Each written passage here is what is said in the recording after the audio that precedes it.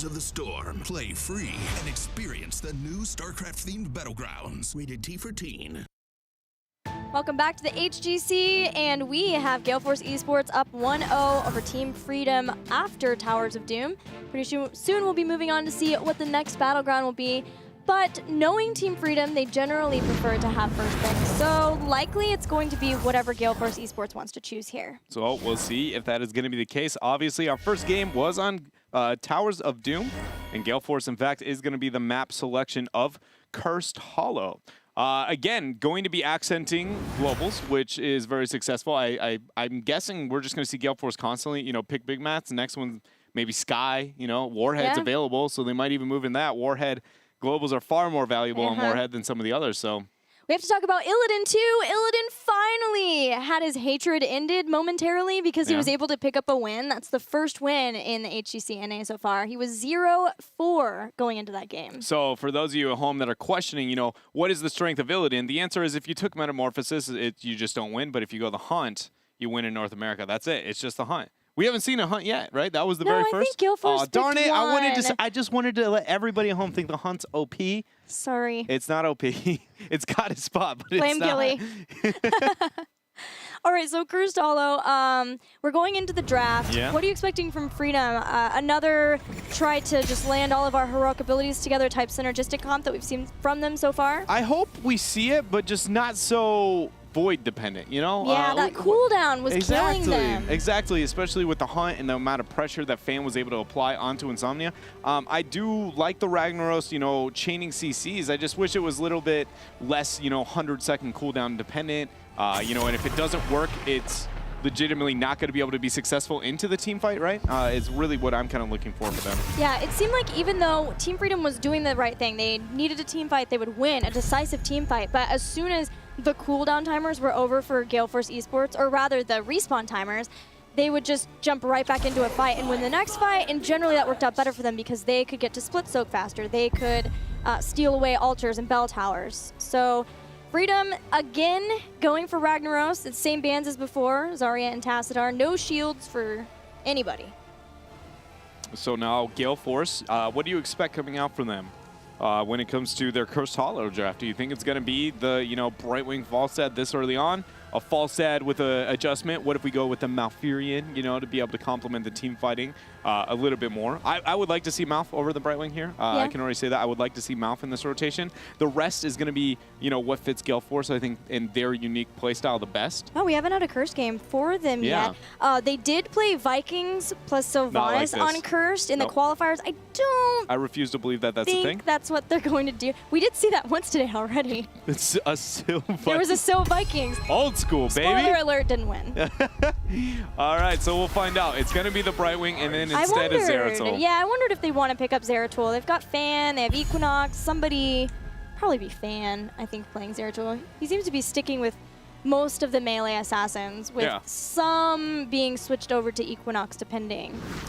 It makes sense, too. Those are the heroes that really Fan kind of rose to the top of North America with, and I think it fits his playstyle better than some of the others there for GFE in their roster. Now, Freedom, with their selection, I wonder, as we saw the Malfurion rotation here in the last game, I would again expect to see that. I would just like to see maybe even the Li Ming, right? Like, I keep bringing up the hero. I know she hasn't done too well, but I really do think that Ragnaros, Malfurion, Li Ming into weak supports is very valuable on maps where the poke is a thing, right? Like, you just open up later in the back half, you pick one opening CC, and then as long as you have Sulfurous Smash and combo, you're going to end up landing it there. Instead, they go with the ETC Artanis. This is one of the few teams that will run Artanis Ragnaros together because their Artanis player is Dansky. I don't think Insomnia has played Artanis yet. Yeah, that is correct. So it is Dansky who plays Artanis. They can put Insomnia on Ragnaros. And then ETC. So they have their whole front line figured out, but it does leave them to whatever Gale Force basically wants to give them with the backline. Before, both Tychus and Li Ming seem to be things that they are comfortable with in the backline. We'll see if it's one of those again. Yeah, and for Gale Force, the Li Ming is going to make a lot of sense, so Freedom might be able to ban it. Honestly, NA has put a very low value onto her in all senses of it, even in comps where it's worked out, so I expect them to let it through. and instead they removed the false set. I think that's a safe bet. So I do expect Gale Force moving into the Li Ming and then probably picking up their front line here. Maybe the Dahaka even, with the false set ban instead of the Dahaka, they could pick that up, but I don't know how comfortable I feel with that for them. You got a strange face. What's going on? I wonder if they're going to Abathur. That's the only other thing I'm thinking of. Abby. I like that. I like that. The Abathur hat, you know, the kill potential all in. It's risky. It gives some shielding. You know, it does the things, but I don't know. You could, and it would be fun. And I think that Gale Force is a skilled enough team to be able to get away with it here. As long as, you know, they abuse the map as successfully as they were able to do before. But the most important thing, if they do that, they have to get delay. Well, I think they did that on Cursed Hollow, Gale Force specifically, and they did a double Zeratul. Now, granted, I was not convinced from the Zeratul. Okay, so I don't think they're doing that. They went to Dahaka. Yeah, I wasn't convinced from the Zeratul clones. I didn't think that they got very much done for Gale Force. Maybe that the Abathur player wasn't as comfortable with playing a Zeratul, but Dahaka and Li Ming instead. So bringing in some more globals, not a surprise, it's Gale Force. So now Freedom in their rotation. Obviously, they're struggling in the support department. Rhaegar is going to be the only one that they are going to be able to choose, and going with the Tychus here. Pretty much a staple. So now for Gale Force, what's the last pick going to be? Is it another backliner? If so, who? Is it another frontline? I like the idea of a Tyrael a little bit, not as much in most compositions that I like Tyrael, but into the heavy melee, it really negates a lot of the things that Freedom's going to be able to make happen. It provides the boss control, but I think I'd rather, I almost want to say Murden, but that's not it. It's a Mike pick. I think it's a Mike pick. There's no Zarya, there's no Tychus, there's no Falstad, there's no Tass. He's played Gul'dan, he's played Vikings. Not like this. I just refuse think it's a Mike pick. Unless they get another warrior, but then I'm so confused at who's playing whom. This is Gale Force, right? So I'm always confused about who's going to be playing whom. Nothing makes sense to me in my life. But yeah, it's a Mike pick, and I, for some strange reason, just think it's going to be Vikings. No way. I don't know. Maybe. Not 2 seconds. 1 second. I'm going to. Okay. They go with the Murden. I don't know how I feel about that. It's just a lot of CC, a lot of prep, but I think I liked it more than the Tyrael choice that I hinted at. I brought up the setup that is going to be able to provide to the Li Ming. I think that's really appealing as well. But overall, you know, just the 5-man beefcake death ball composition versus a little bit more Gale Force-esque, a little bit of poke here and there. Kind of beefcakey in their own way, I suppose. Yeah, it's just, you know, it's just frontline on frontline. The first 3 picks were either warriors or just a melee assassin. So interesting choices here. Freedom very much sticking to their guns, which only can make me feel like, you know, pessimistic towards the future in this game as well. Yeah, I'm not sure where the combo is for Artanis. Before Freedom, when they were doing Artanis and a lot of the NA teams, they were pairing it with Malfurion to have roots underneath so that you guaranteed that whoever got swapped was locked down. Now they're going to have to do that with their bodies, but they do have a lot of melee people. I honestly think that's fine. I genuinely think the idea of swapping into this like huge wombo is surprisingly overrated. I like the root because it's a small cooldown, but like we saw a lot of 7-sided swaps. Like we sort of like just let it go. It's a swap. It gets them way out of position. They've got way more to worry about just being on the opposite side of your team than, you know, oh well, they got hit by a root too. Like there's many other CCs that are very casual, not a 100-second cooldowns to be able to confirm the kills there. So I like that. I just, you know, what are they really going to be able to use here in this game specifically? I don't really know. They don't have enough to be able to back it up too much. And the Artanis is so, you know, in a world of hit or miss, very miss for me so far in the North American scene. Well, let's see if Freedom can change your mind. We're going into game number 2 on Cursed Hollow. We'll see you there.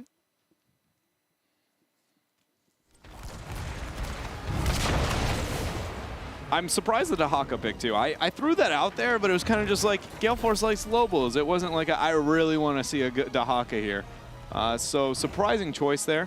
The most important thing here for Team Freedom has got to be just, you know, avoiding getting Brightwing Zeratul as much as possible on the map. They don't have too many heroes that are vulnerable to it. Specifically, Ragnaros and probably Tychus are probably the most vulnerable.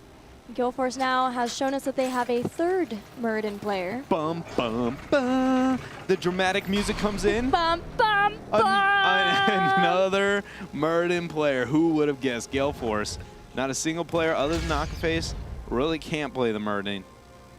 Yeah, well, he has a job to do, and that job is supporting. Remember, they're a 4-flex and a support. Yeah. That's the Akka face. Yeah, he knows himself. You know, the rest of the team lost, trying to really find who am I in Heroes of the Storm. But Akka face, he found it first. He figured it out. I think they're all flexing. We can actually, I do have some stats on that. Equinox played 7 different heroes. Akka face played 6 different heroes. Mike played 5. Kron played 5, and Fan played 6. So they were swapping up quite a bit in opening week. Yeah, it's a new approach to Heroes of the Storm that North America seems to be taking on here in 2017. There was always some variation and fluctuation, but now it's just like, rules, what are those? There's a support, and then everybody else figure it out. Play a hero. Hopefully we don't suck. It very much feels that direction. I would ask how you feel about it, but I think we already know. Yeah, it's very...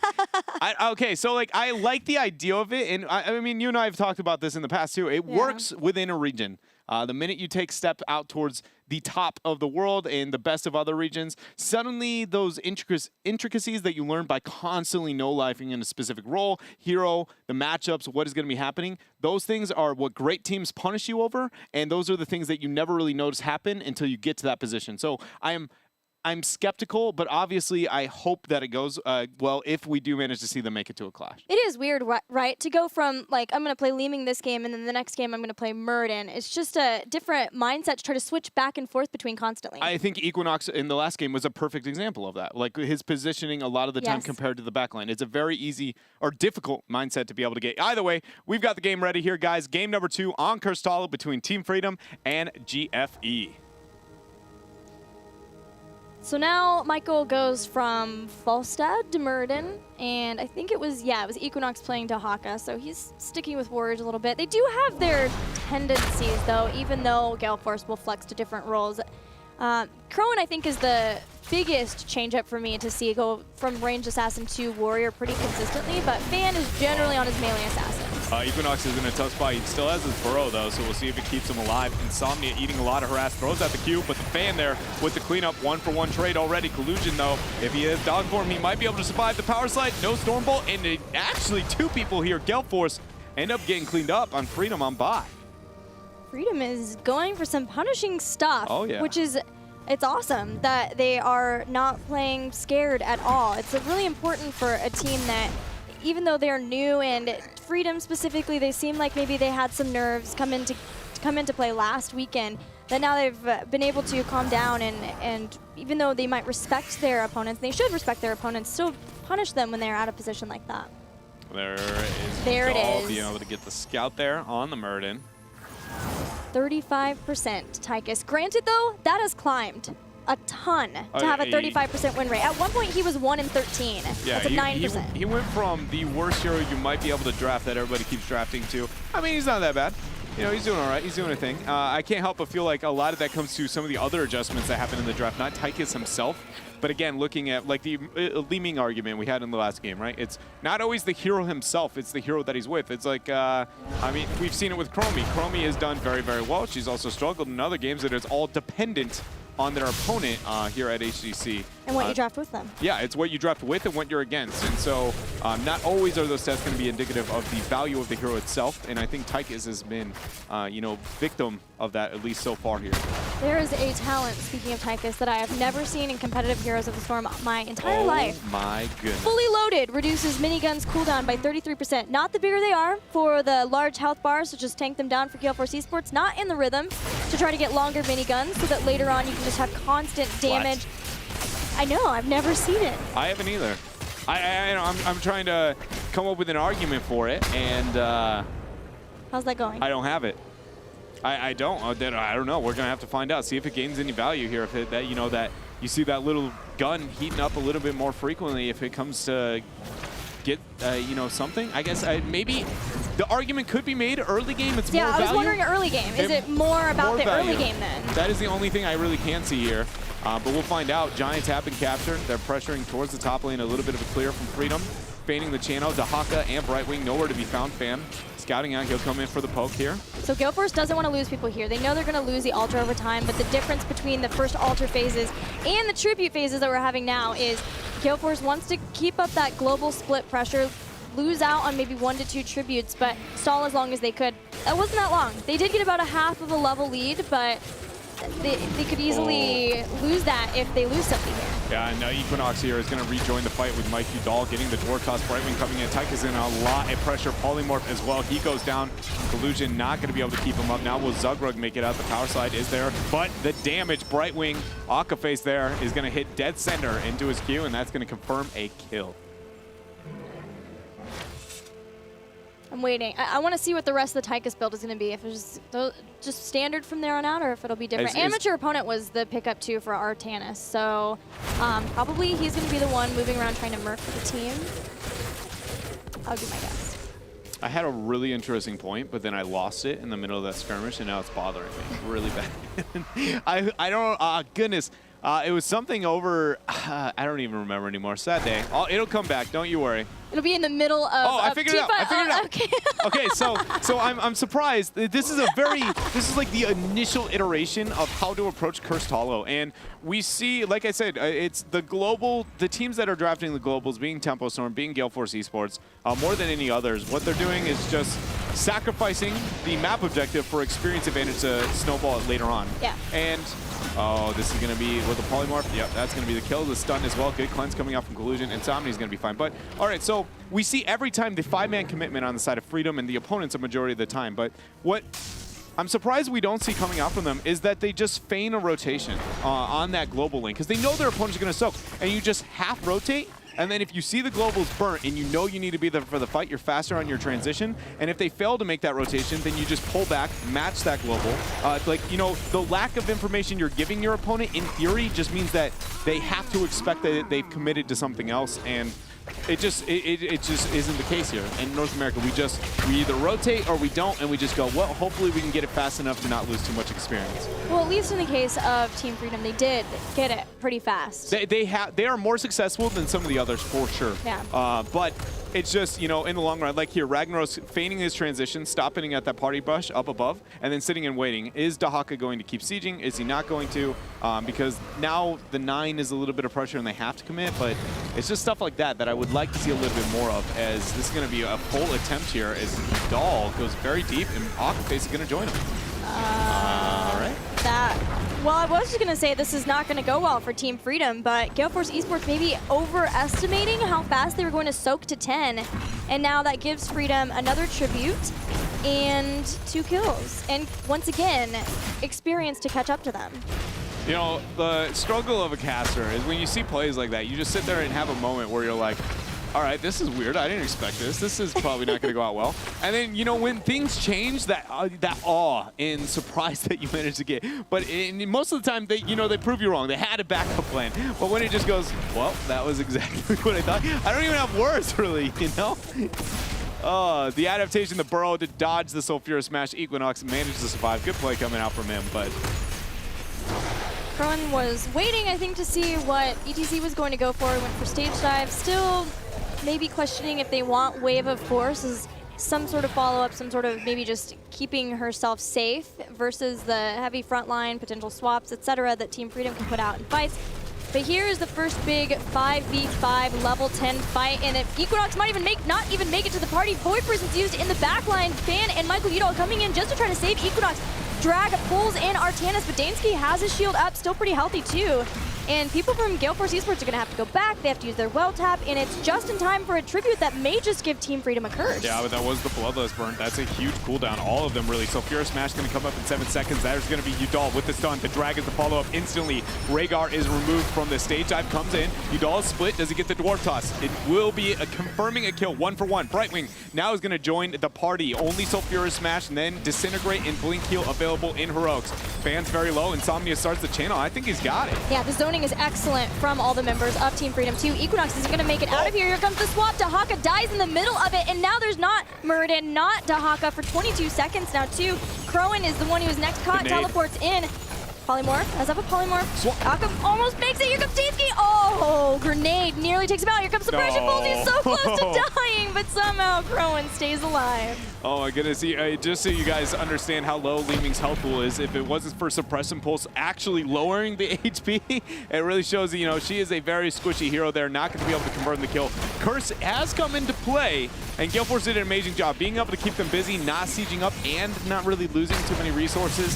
Very well done. Dahaka has been negating the bottom lane. Curse mid did end up falling here, and top looks like it will share the same fate. But in the end, that was not necessarily the most successful curse that you possibly could have imagined here for Freedom as they now turn towards their boss. But Gale Force only has one tribute. They took down all of the forts, so the maps opened up. And Team Freedom were able to get it at least and get a boss for free with 13 advantage. So they've evened up definitely, at least in the experience, especially versus, again, Gale Force's constant sieging and soaking composition. Yeah, no, I very much agree. Anytime that you can open up the map and remain even in experience, ideally you want to be above, but even just at least going even is a huge selling point here. And you know, we have had a couple of conversations over the amateur opponents so far in week 1. Oh my goodness, Equinox. All right, so when do you take it, right? Battlefield is an obvious must, but then other times not so much. And these are the scenarios why I argue for it on maps like Curse and others. The sieging is not only just on the bosses themselves, but just the raw actual sieging. Like, he W's a turret and suddenly it's very easily chunked. I think it's a very underestimated thing. That being said, I don't think it's like the only talent to go, but there is cases for it outside of just Battlefield. Plus, reactive parry, against Zeratul, Dahaka, not, I guess, as much as, like, Li Ming is the one who's going to be the constant damage that you would have to watch out for. So that helps a little bit, too. And he did get Shield Surge to help up with the shielding when he does get low. But yeah, it is going to help Team Freedom pick up bosses even faster, and with that, they got the bottom boss. They're going to get towers in front of his keep, and tried to start getting an experience lead, although this entire time, Dahaka's been soaking top and Zeratul in mid consistently. Gale Force eSports does this very well. Yeah, and they're going to just looking to back out. The experience being even is the most crucial thing here for Freedom, but we have to keep in mind, Bloodlust was taken. We've only seen one use of it here. Anytime that heroic is used and a kill is not really gained out of it, even especially into the Zeratul pickup, I can't help but feel like these team fights, even though we haven't really truly seen a real one, that Freedom might struggle if they don't just Sulfura smash their face in. I'm sure Solid Jake is going crazy over Bloodlust right now. His new favorite team is Team Freedom. Nasmus uses movement speed from Blast Wave to get away. Update on Tychus build, will we have a second? Along with fully loaded that's the stuff. So now having minigun up more often, the cooldown reduced, getting self-healing, maybe to supplement along with having, instead of Ancestral Healing, Bloodlust. Thoughts? You already raised your hand like you had one. Just in the world of talking about Tychus builds that we brought up earlier, other than this potential pick that might happen up here, if you're taking Bloodlust, and we still see them go laser over Odin. Like, at first I thought, oh, well, that's interesting. One of the few teams that run laser, right? But then now looking at it, it's just like, with Bloodlust, then you're not going to take Odin? A very surprising choice here for Freedom.